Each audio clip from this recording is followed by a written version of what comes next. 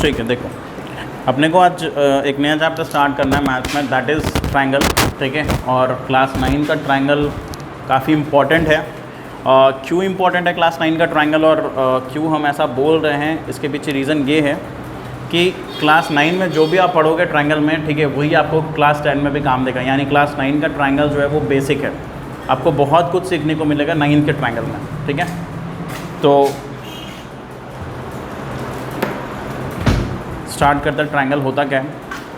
ठीक है, देखो सबसे पहले आप एक चीज़ जानो ट्रायंगल के बारे में। ठीक है, क्या जानोगे कि भाई ट्रायंगल जो होता है ना उसका डेफिनेशन सबसे इंपॉर्टेंट है। ट्रायंगल होता क्या है सर? ट्रायंगल एक ऐसा प्लेन फिगर है, ठीक है, that is basically bounded by 3 line segment. ठीक है, सो हम कह सकते हैं ट्रायंगल के डेफिनेशन में कि a plane figure which is bounded by 3 line segment is called triangle. ठीक है, तो ट्रायंगल जो है वो 3 लाइन सेगमेंट से बनता है, जैसे कि आप यहाँ पे देख रहे हो। तो ट्रायंगल के बारे में कुछ चीज़ें हैं जो आप जान लो। जैसे कि मैं आपको बता दूं कि ट्रायंगल में बेसिकली 3 वर्टेक्स होते हैं। वर्टेक्स का क्या मतलब समझते हो आप? वर्टेक्स मतलब कॉर्नर। ठीक है, वर्टेक्स मतलब कॉर्नर, और 3 लाइन सेगमेंट होता है, यानी 3 साइड होता है। ये जो आप देख रहे हो AB, BC और CD, और तो और इसमें 3 एंगल भी होते हैं, एंगल A, एंगल B और एंगल C। ठीक है, अब ये जानो कि भाई ट्रायंगल के टाइप्स भी होते हैं। There are different types of triangle. ठीक है, और अब हम लोग बात करने जा रहे हैं टाइप्स ऑफ ट्रायंगल। ठीक है ना, तो ट्रायंगल के जो टाइप होते हैं वो बेसिकली 2 कैटेगरी में डिवाइडेड है, on the basis of side and on the basis of angle. ठीक है, तो ऐसा है, मैं आपको बता दूं 2 चीज़ें हैं, on the basis of side और दूसरा है on the basis of angle. ठीक है, तो साइड के बेसिस पे ट्रायंगल के 3 टाइप होते हैं। ठीक है, कौन कौन? इक्विलैटरल ट्रायंगल, आइसोसेलेस ट्रायंगल और स्केलन ट्रायंगल। ठीक है, कितने टाइप होते हैं भाई? 3 होते हैं। पहला है इक्विलैटरल ट्रायंगल, दूसरा होता है आइसोसेलेस ट्रायंगल और तीसरा होता है स्केलन ट्रायंगल। ये 3 टाइप होते हैं साइड के बेसिस पे। ठीक है, अब एंगल के बेसिस पे ट्रायंगल के भी टाइप्स होते हैं। ठीक है, कौन कौन भाई? पहला होता है आपका acute angle triangle, acute angle triangle. ठीक है, दूसरा होता है ऑब्ट्यूज एंगल ट्रायंगल। अच्छा, पहले राइट लिख लेते हैं, उसके बाद होता है right angle triangle, right angle triangle. तीसरा होता है ऑब्ट्यूज एंगल ट्रायंगल। और कोई होता है? और कोई होता है? एक आध और? पक्का 3 ही होता है, acute angle triangle, right angle triangle और ऑब्ट्यूज एंगल ट्रायंगल। ठीक है, अब ऐसा है कि भाई साइड के बेसिस पे भी 3 है, एंगल के बेसिस पे भी 3 है। ठीक है, तो इनमें डिफरेंसेस क्या है? मतलब डिफरेंसेस मतलब आप समझ लो कि इनके डेफिनेशंस क्या क्या है। जैसे इक्विलैटरल ट्रायंगल कैसा होगा, उसके प्रॉपर्टीज़ क्या होंगे, स्केलन का क्या होगा, आइसोसेलेस का क्या होगा, ऑब्ट्यूज का क्या होगा, कैसे पहचानेंगे सर कि ये ट्रायंगल एक्यूट है, ऑब्ट्यूज है, इक्विलैटरल है कि स्केलन है। ठीक है, तो मैं आपको एक एक करके सारे के प्रॉपर्टीज़ बता दूँ। सबसे पहले आता है इक्विलैटरल ट्रायंगल। ठीक है भाई, इक्विलैटरल ट्रायंगल का ना सारा साइड क्या होता है? इक्वल होता है और सारे एंगल भी बराबर होते हैं। ठीक है, और इनके सारे एंगल क्या होते हैं? 60 डिग्री होते हैं। हर एंगल जो है वो 60 डिग्री का होता है। ठीक है, आगे समझ में? ठीक है, गुड। आइसोसेलेस ट्रायंगल किसे कहते हैं? आइसोसेलेस ट्रायंगल एक ऐसा ट्रायंगल है जिसके 2 साइड बराबर होंगे और उसके अपोजिट वाले एंगल भी बराबर होंगे। आगे समझ में? तीसरा कहता है scalene triangle. Scalene triangle basically हम लोग उस ट्रायंगल को कहते हैं जिसमें ना ही कोई साइड बराबर हो, ना ही कोई एंगल बराबर हो। मतलब कोई साइड कोई एंगल बराबर नहीं होगा, तो उसको हम कैसा ट्रायंगल कहेंगे? Scalene triangle. आप इस तरीके से देख सकते हो स्केलन ट्रायंगल। आ रहा समझ में? हो गया तीनों। अब आ जाओ acute angle triangle. Acute angle triangle कहते हैं वैसे ट्रायंगल को जिसमें हर एंगल 90 डिग्री से कम हो। ठीक है, हर एंगल क्या हो 90 डिग्री से कम हो तो एक्यूट एंगल ट्रायंगल है, ठीक है। जैसे आप देख सकते हो इस तरीके का एंगल बना लो, ये हर एंगल क्या होगा 90 से कम होगा, ठीक है। आ रहा समझ में? अगर राइट एंगल ट्रायंगल की बात कर रहे हैं तो इसका मतलब है कि सर एक एंगल क्या होना चाहिए, हाँ जी 90 डिग्री होना चाहिए, तब ये राइट एंगल ट्रायंगल होगा। और ऑब्ट्यूज एंगल ट्रायंगल के सर एक एंगल जो है ना वो 90 से बड़ा होना चाहिए। मान लीजिए ये 120 है तो ये हो गया ऑब्ट्यूज एंगल ट्रायंगल। आगे समझ में? पक्का? गुड, ठीक है। इरेज करें कि लिखना है? ओके, देखो ये सारी चीज़ें तो आप जान गए, इसके बारे में आई थिंक आपको क्लास 8 में भी पता था, ठीक है, या थोड़ा सा तो पढ़ाया ही गया होगा जूनियर क्लासेस में, है ना। चलो तो अब हम लोग बात करेंगे कि सर 9th में ऐसा क्या स्पेशल है जो आप पढ़ाने वाले हो, ठीक है। 9th में कुछ तो स्पेशल होगा, 8 वाला ही सारा पढ़ेंगे? नहीं, 9th में कुछ स्पेशल है। क्या है भाई? देखो कुछ ऐसे टर्म्स हैं जैसे जो कि आपको याद रखने, जो कि क्या होता है आपको जानना है, ठीक है। मैं आपको सारे पहले टर्म्स लिख देता हूँ, अगर कोई छूटेगा मेरे को बता देना बुक से देख के, ठीक है। लेकिन पहले हम लोग देखते हैं कि कितने सारे टर्म्स हैं जो हमें पढ़ने हैं। सबसे पहले इसमें है आपका मीडियन। क्या है? मीडियन। मैं बताऊँगा सारे के बारे में क्या क्या होता है। उसके बाद आता है आपका एल्टीट्यूड, ठीक है। उसके बाद आता है आपका सेंट्रॉइड, ठीक है। फिर इसके बाद आता है ऑर्थो सेंटर, ठीक है। इसके बाद फिर आता है इन सेंटर, ठीक है। फिर उसके बाद आता है आपका सरकम सेंटर, ठीक है। और इसके बाद आता है आपका एक्सटीरियर एंगल, एक्सटीरियर एंगल। और फिर आता है आपका इंटीरियर एंगल, इंटीरियर एंगल। कुछ छूटा है क्या? पक्का? सारा ही लिख दिया मैंने, कुछ भी नहीं छूट रहा है। एल्टीट्यूड के बाद देखो कुछ छूट रहा है क्या? ऑर्थो सेंटर, ये सारे तो हो गए। सेंट्रॉइड है, हाँ इन सेंटर तो मैंने लिख दिया है, सारे लिख दिए, हो गया सारा। चलो ठीक है, बढ़िया। तो देखो अपने को ना इतने सारे टर्म जानने हैं जो आई थिंक आपने आज से पहले या कह लो कि 8 में नहीं पढ़ा है, 9th में ही पढ़ना है इसको, ठीक है। तो भाई इन सब का क्या मतलब है वो आप समझ लो, ठीक है। एक एक करके समझते हैं। अगर आपको नोट करने का मन हो तो नोट भी कर सकते हो क्योंकि है बहुत इंपॉर्टेंट। सबसे पहले आता है मीडियन। मीडियन क्या होता है? देखो मीडियन ना बेसिकली एक तरह का लाइन सेगमेंट है। क्या है? एक तरह का क्या है? लाइन सेगमेंट है। मैं आपको फिगर में बता देता हूँ, ठीक है। जैसे ये ट्रायंगल है, ठीक है। तो मीडियन ना हम बेसिकली क्या कहते हैं, जैसे मान लो एक ट्रायंगल है ABC। अब मीडियन जानने से पहले आप ये जानो कि मिड पॉइंट क्या होता है। मिड पॉइंट क्या कह रहे हैं? मिड पॉइंट ये क्या होता है? देख भाई, मिड पॉइंट ना वो पॉइंट होता है जो उस लाइन सेगमेंट का बीचों बीच रहता है, ठीक है। यानी बीच में रहने वाले को हम क्या कहेंगे? बीच वाले पॉइंट क्या कहेंगे? मिड पॉइंट कहेंगे। जैसे यहाँ पे अगर मैंने दिया है ये जो P है, सो P is what? P is the mid point. P क्या है भाई? मिड पॉइंट, ठीक है। अब एक चीज़ समझो कि अगर हमने इस मिड पॉइंट के, देखो ध्यान से, अगर हमने इस मिड पॉइंट के अपोजिट वाले वर्टेक्स से एक लाइन ड्रॉ किया, ठीक है, एक लाइन ड्रॉ किया, और ड्रॉ करने के बाद ये जो आप लाइन देख रहे हो, मतलब मैं अगर कहूँ AP के बारे में, AP क्या है भाई? एक लाइन सेगमेंट है जो कि A से ड्रॉ हुआ, एक वर्टेक्स से ड्रॉ हुआ और कहाँ तक गया?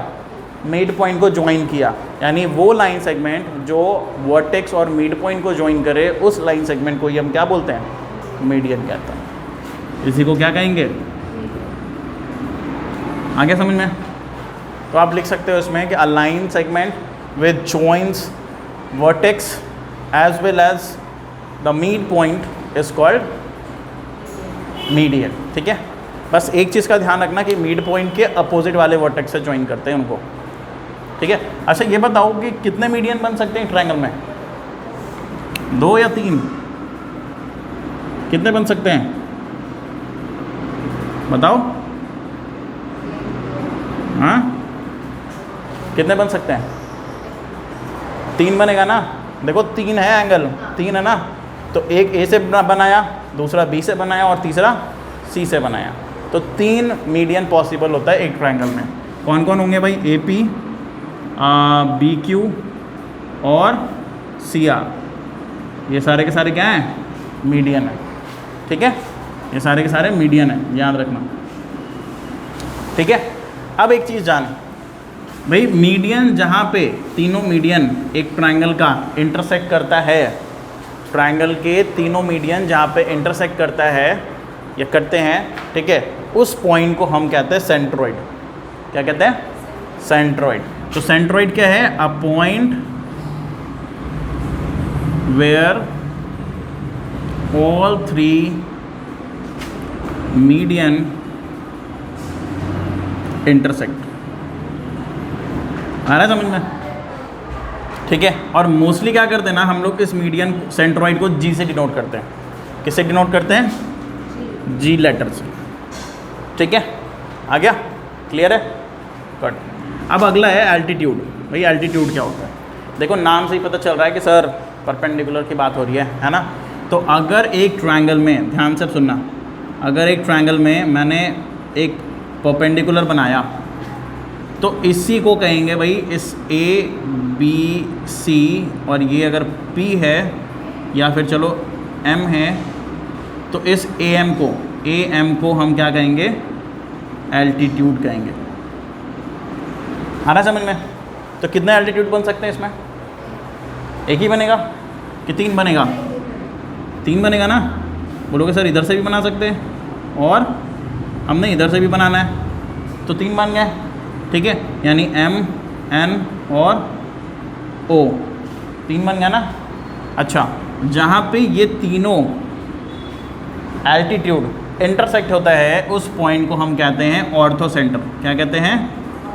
Ortho centre. आप इसको कुछ भी नाम दे सकते हो, जैसे मान लो अगर मैं यहाँ पे पी नाम दे दूँ तो कोई फ़र्क नहीं पड़ेगा। तो ऑर्थो सेंटर क्या है? A point where all 3 altitude intersect. आ रहा समझ में? ठीक है, अब आ जाओ इन सेंटर। इन सेंटर क्या होता है भाई? समझ में आ रहा है ना? ठीक है, इरेज करें कुछ? ठीक है, ये ऊपर बना दे, ऊपर ही बना देते हैं। इन सेंटर सारे एक जगह पे रहेगा भी तो सही भी लगेगा। देखो इन सेंटर क्या होता है आप समझ लो। जैसे यहाँ पे ना एक ट्रायंगल है, ठीक है। अब ऐसा है कि भाई ये हो गया इसका परपेंडिकुलर कह लो या जो भी, ठीक है, ये इस तरीके से और ये हो गया इस तरीके से। तो ये जो पॉइंट है ना, देखो मैं आपको बताता हूँ इन सेंटर होता क्या है, ठीक है। तो इसी को कहते हैं इन सेंटर, ठीक है। ये क्या होता है? कहते हैं इन सेंटर भी जो है एक पॉइंट ऑफ इंटरसेक्शन है, और ये पॉइंट ऑफ इंटरसेक्शन कौन बना रहा है? ये बना रहा है एंगल बाइसेक्टर, यानी वो लाइन जो एंगल को बाइसेक्ट करेगा, और वो लाइन जहाँ पे आके मिलेंगे उस लाइन को हम, उस पॉइंट को हम क्या कहेंगे? इन सेंटर कहेंगे। आ रहा समझ में?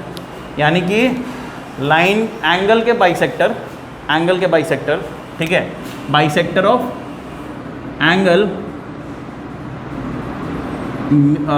आप ऐसे बोल सकते हो, एक सेकेंड, आप ये बोल सकते हो कि sir incentre is a point where the bisector of angles of a triangle meet या इंटरसेक्ट।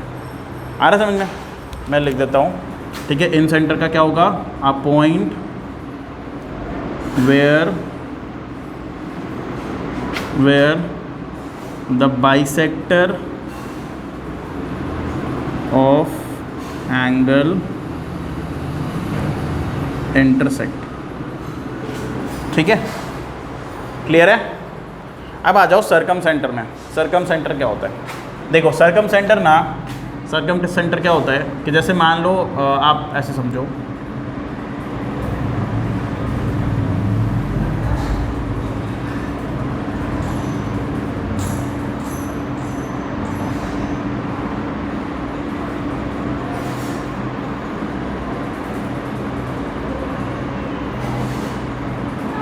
आपको कोई आइडिया लग रहा है ये क्या है, ये क्या मैंने बनाया है?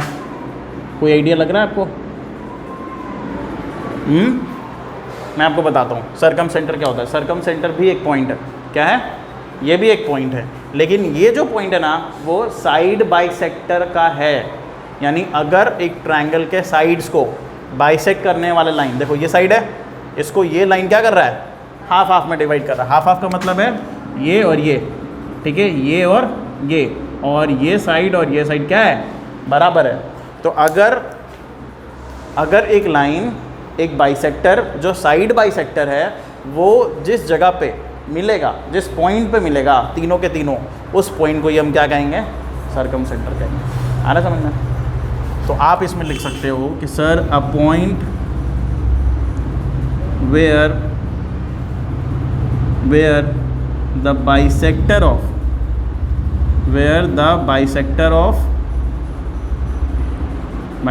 what?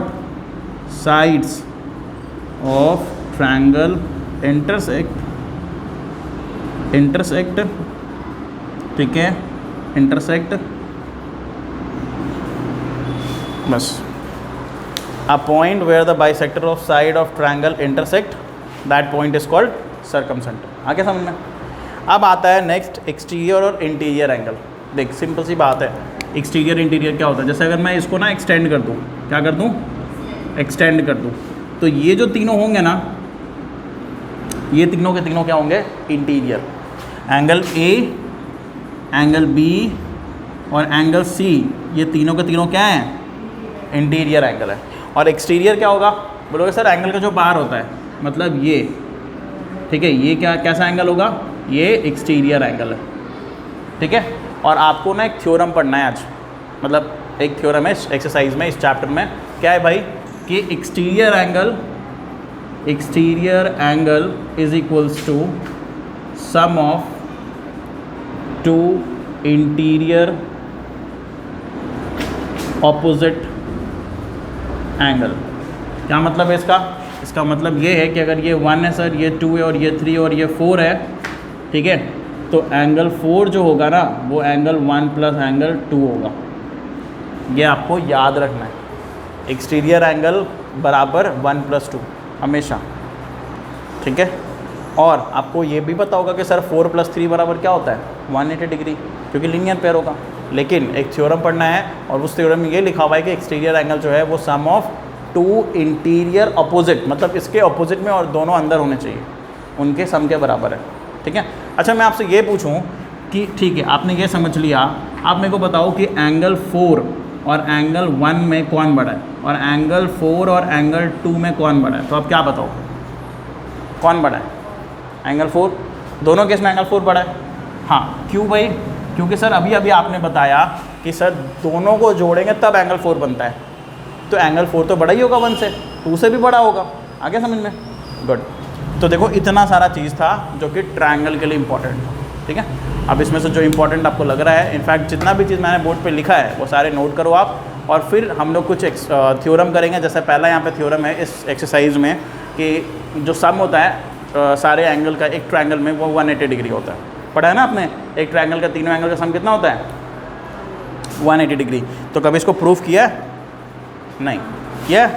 पहले किया कभी कि एक ट्रायंगल में तीनों एंगल का सम 180 डिग्री होता है? इसको प्रूफ किया कभी?